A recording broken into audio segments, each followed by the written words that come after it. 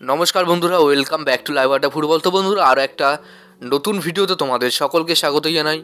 বন্ধুরা, ভিডিওটা শুরু করার আগে তোমাদের কাছে একটাই অনুরোধ, সেটা হচ্ছে যে আমাদের এই চ্যানেলে যারা প্রথমবার তারা কিন্তু অবশ্যই আমাদের এই চ্যানেলটাকে সাবস্ক্রাইব করে পাশে থাকা বেল আইকনটি অল করে রাখবে, যাতে সবার প্রথমে এরকম খেলার আপডেট তোমাদের কাছে পৌঁছে যায়। তো বন্ধুরা, এই ভিডিওতে তোমাদের কাছে মাত্র 100 লাইকের আশা রাখছি। তো আশা করছি তোমরা 100 লাইক কমপ্লিট করে দেবে এই ভিডিওতে। তো বন্ধুরা, 10,000 পরিবার হতে কিন্তু আর বেশি বাকি নেই। তো যারা প্লিজ নতুন এসছো এই চ্যানেলে, তারা কিন্তু অবশ্যই একটা করে সাবস্ক্রাইব করে ভিডিওতে লাইক দিয়ে দাও। তো এরম কিন্তু ফুটবল নিউজ, লিগস খবর কিন্তু এই চ্যানেল থেকে তোমরা পেয়ে যাবে সবার প্রথমে, কপিরাইট ছাড়া। ওকে, তো আজকে আমরা মোহনবাগানের কিছু শর্ট লিস্টে থাকা প্লেয়ারকে নিয়ে আলোচনা করব। শর্ট লিস্টে আছে একটা প্লেয়ার, সেই প্লেয়ারটাকে নিয়ে আলোচনা করব। তো তোমার ভিডিওটা একটু স্কিপ না করে পুরোটা দেখতে থাকো। তো বন্ধুরা, এই মুহূর্তে আমরা সবাই জানি জেমি ম্যাকলারেন মোহনবাগানের অন্যতম একটা প্লেয়ার।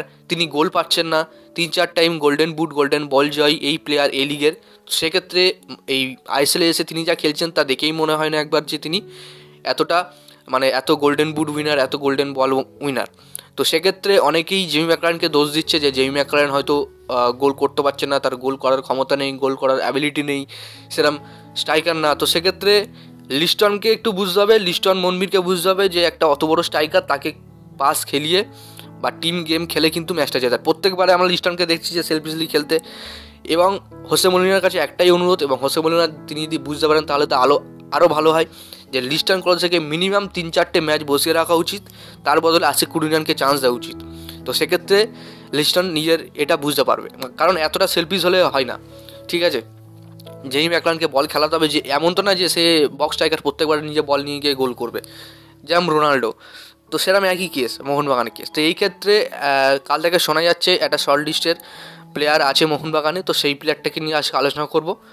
তো সেই প্লেয়ারটা হচ্ছে তোমার রায়ান হেডগেস। এই রায়ান হেডগেসের বর্তমান মার্কেট ভ্যালু কিন্তু 8 কোটি টাকা। তিনি কিন্তু রাইট উইঙ্গার পজিশনের পাশাপাশি তিনি কিন্তু সেন্টার ফরওয়ার্ড পজিশনেও খেলতে পারেন, এবং বর্তমানে তিনি ইংলিশ প্রিমিয়ার লিগের ব্ল্যাকবার্ন সিটিতে খেলছেন, এবং বর্তমানে তার বয়স কিন্তু 29 বছর।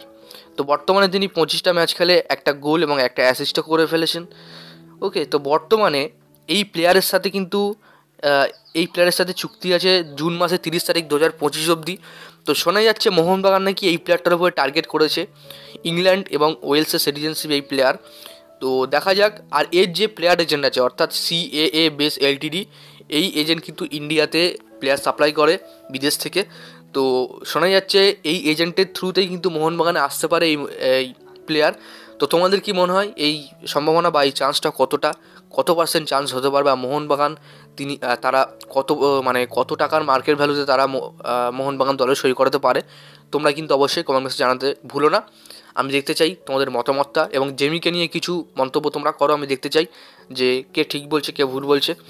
এবং তিনি কিন্তু ওয়েলসের হয়ে আন্ডার-19, আন্ডার-21 এবং ওয়েলসের সিনিয়র দলে 2017-তে খেলেছিলেন, 3টে ম্যাচও খেলেছিলেন। তো সেক্ষেত্রে ভালো।